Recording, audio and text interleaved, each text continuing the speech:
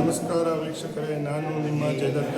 ಇವತ್ತು ನಾನು ಉತ್ತರ ಕನ್ನಡ ಜಿಲ್ಲೆಯ ಹೊನ್ನಾವರ ತಾಲೂಕಿನ ಹುಡುಗೋಡು ಎಂಬಂಥ ಒಂದು ಜಾಗದಲ್ಲಿ ಯುವಕ ಸಂಘದ ಒಂದು ಬಿಲ್ಡಿಂಗ್ನಲ್ಲಿ ಹುಡುಗೋಡು ಚಂದ್ರಾಸ್ ನಾಯ್ಕನವರ ಸ್ಮರಣಾರ್ಥ ಅವರ ಮಕ್ಕಳಾದಂತಹ ಪ್ರದೀಪ್ ನಾಯ್ಕ್ ಹಾಗೂ ಇನ್ನೊಬ್ಬ ಮಗ ಸೇರಿ ಮತ್ತು ಸ್ಪಂದನ ಟ್ರಸ್ಟ್ ಈ ಒಂದು ಎರಡು ಸಹಯೋಗದೊಂದಿಗೆ ಕಣ್ಣಿನ ಕ್ಯಾಂಪನ್ನು ಆಯೋಜಿಸಿದ್ದಾರೆ. ಈ ಒಂದು ಕಣ್ಣಿನ ಕ್ಯಾಂಪಿನ ಕೆಲವೊಂದು ಜನರ ಅಭಿಪ್ರಾಯಗಳನ್ನು ವಿಡಿಯೋ ಮಾಡಿ ಹಾಕಿದ್ದೇನೆ.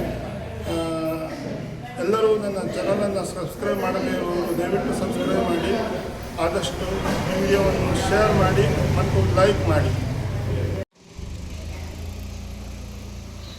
ನಮಸ್ಕಾರ ಸಂತೋಷ್ ಶೆಟ್ಟರೆ, ನಮಸ್ಕಾರ ಕಮಲಾಕರಾಚಾರ್ಯ ಅವರೇ. ಇವತ್ತು ಈ ಒಂದು ಕಣ್ಣಿನ ಕ್ಯಾಂಪನ್ನು ಅಟೆಂಡ್ ಆಗಿ ನೀವು ಕಣ್ಣಿನ ಪರೀಕ್ಷೆಯನ್ನು ಮಾಡಿಸಿದ್ದೀರಿ. ನಿಮಗೆ ನಿಮ್ಮ ಅನುಭವಗಳನ್ನು ಸ್ವಲ್ಪ ಹೇಳಿ.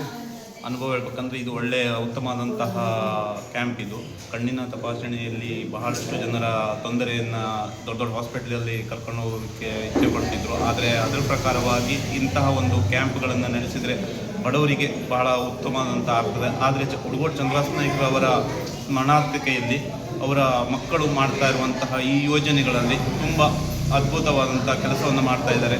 ಬಹಳಷ್ಟು ಬಡವರಿಗೂ ಕೂಡ ಹೌದು, ಮಧ್ಯಮ ವರ್ಗದ ಎಲ್ಲರಿಗೂ ಕೂಡ ಒಂದು ಒಳ್ಳೆ ರೀತಿಯಲ್ಲಿ ಅವಕಾಶವನ್ನು ಕೊಟ್ಟಿದ್ದಾರೆ ಹುಡುಗೋಡಿನಲ್ಲಿ. ಅವರಿಗೆ ತುಂಬ ಧನ್ಯವಾದಗಳನ್ನ ಹೇಳ್ತಾ ಇದ್ದಾರೆ. ಧನ್ಯವಾದಗಳು ಶೆಟ್ರೆ. ನೀವೇನು ಹೇಳ್ತೀರಿ? ಇದು ಒಳ್ಳೆಯ ಕಾರ್ಯಕ್ರಮ. ಇಂಥ ಕಾರ್ಯಕ್ರಮ ಎಲ್ಲ ಊರಿನಲ್ಲೂ ಆಗಬೇಕು. ಇನ್ನು ಬಡವರಿಗೆ ಇದ್ದವರಿಗೆಲ್ಲ ಒಳ್ಳೆಯ ಒಂದು ಅನುಕೂಲ ಆಗ್ತದೆ. ಧನ್ಯವಾದಗಳು ಸರ್. ಈ ಕಣ್ಣಿನ ಕ್ಯಾಂಪ್ ಬಗ್ಗೆ ನಿಮ್ಮ ಅಭಿಪ್ರಾಯಗಳೇನು?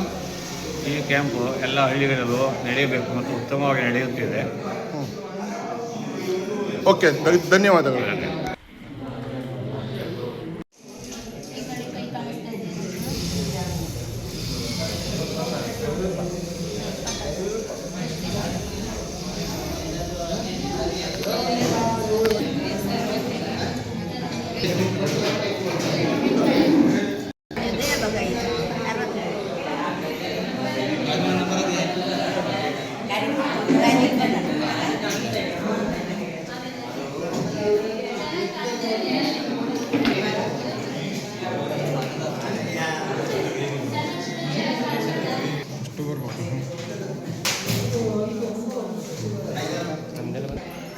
ಉಮೇಶ್ ನಾಯ್ಕರೇ, ಈಗ ನೀವು ಈ ಕ್ಯಾಂಪ್ನಲ್ಲಿ ಕಣ್ಣನ್ನು ಟೆಸ್ಟ್ ಮಾಡಿಸ್ಕೊಂಡ್ರಲ್ಲ, ನಿಮ್ಮ ಸ್ವಲ್ಪ ಅನುಭವವನ್ನು ಹೇಳಿ.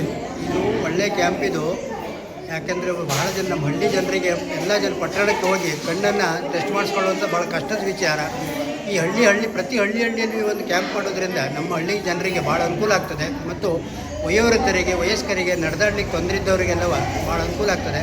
ಮುಂದಿನ ದಿನಗಳಲ್ಲಿ ಇನ್ನೂ ಹೆಚ್ಚಿನ ಪ್ರಮಾಣದಲ್ಲಿ ಬರೀ ಕಣ್ಣಿನ ಕ್ಯಾಂಪ್ ಒಂದೆಲ್ಲ ಹಾರ್ಟಿನ ವ್ಯವಸ್ಥೆ ಆಗಲಿ ಅಥವಾ BP ಶುಗರ್ ಟೆಸ್ಟ್ ಮಾಡಿಸುವಂಥ ಒಂದು ಒಳ್ಳೆಯ ವ್ಯವಸ್ಥೆಯನ್ನು ಸಾರ್ವಜನಿಕರು ಮತ್ತು ಸಂಘ ಸಂಸ್ಥೆಗಳು ಮಾಡಬೇಕಾಗಿ ನನ್ನೊಂದು ಕಳಕಳಿ ವಿನಂತಿ ಇದೆ. ಧನ್ಯವಾದಗಳು ಸರ್.